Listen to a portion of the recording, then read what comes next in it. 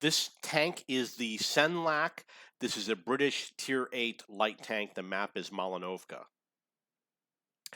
I'm going to get 3,100 spotting damage, and I'm going to do some pretty cool scouting. I don't really like this tank. I prefer something like the WZ-132, which is that tank right there. This tank, I don't think it's fun to play. The speed is pretty good. The acceleration, not so much. It's a little bit bulky. It takes a long time to turn. I have a high win rate. I've got like a 60% win rate, but I just really don't enjoy playing it. You want to avoid knocking buildings down. On your way in, go through the open field. On your way out, go through the buildings or duck down and go this way or find another route. Because I'm good and I've done this, like 100 times, I will go, I'll go all the way up to that rock over there. And what you do is you head out through this way, you head up to the rock, you turn around, you cross your fingers, and you run away. If you go to that rock, you want to come back down through this slope. If you're new, don't go past these buildings. Cut before you get to these buildings. Do some sort of a turn and head back.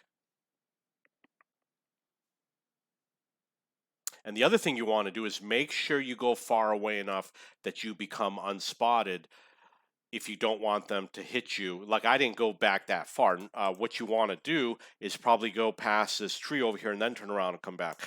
There's a chance I'm still spotted and I don't realize it. Because I'm a good player, I'm starting to remove Sixth Sense from my light tanks because I really don't see the need for having it anymore. I've removed it from my wheeled vehicles, and I'm still deciding because I still do some passive spotting.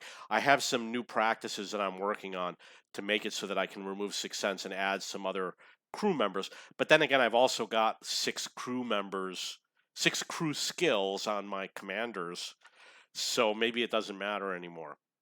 So you notice I'm using the same practice. I didn't spot anything on that run, so that means I'm going to go deeper.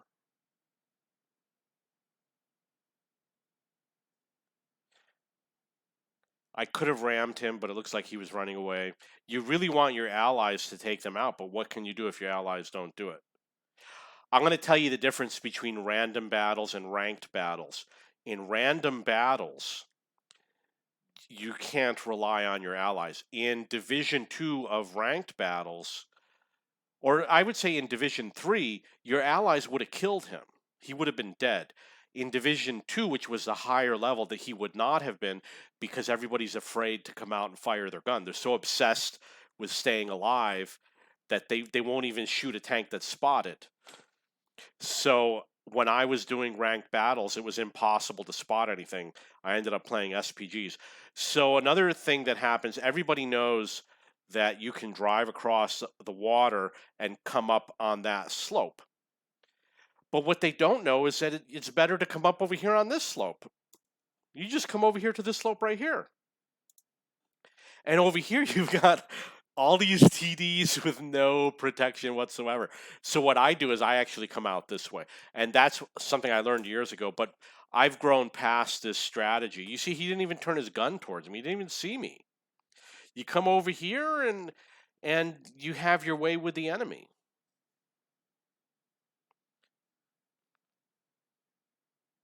I do advise if you want to practice, do it with lower tiers. Do it with tanks that are better qualified for practicing, like a faster tank. If you care about things like win rates, then maybe you don't want to do it so much. So I'm up to 1,600 spotting damage. So now we have a situation where we are going to surround the enemy.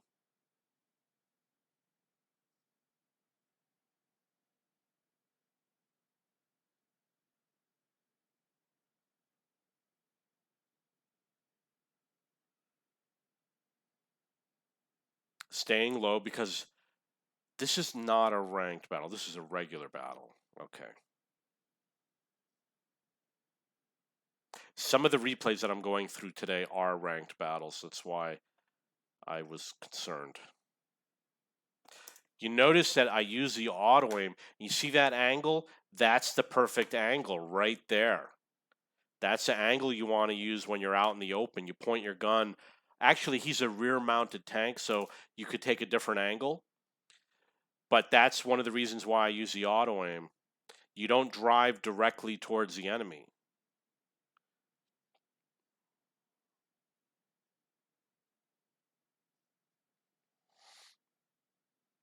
You'll also notice I removed my premium rounds from my tank.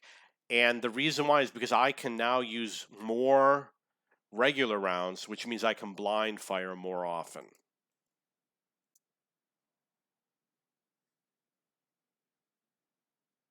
I could have hit any of those tanks, but I went for the one with the rear armor because I thought he had weaker armor and there was an increased chance I could set him on fire. I am doing testing in the training room for ammo racking, and I've come up with some interesting new concepts. You notice that I'm tracking him, and I am doing that in part to get assistance damage.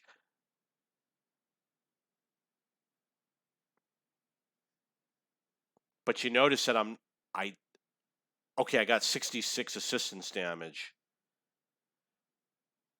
Was that blocked? I wasn't paying attention. I got 71 assistance damage, 66 assistance damage. So one of the things that you can do on a city map is if you don't know what to do, just shoot for the enemy tracks. And I've been trying to do it. I've been trying to find opportunities for enemy tanks to peek out, and I hit their track, and my teams kill them, but I haven't been able to pull it together yet. Okay, so that's the game. I got 3,100 spotting damage. The in-game is showing 1,100 damage.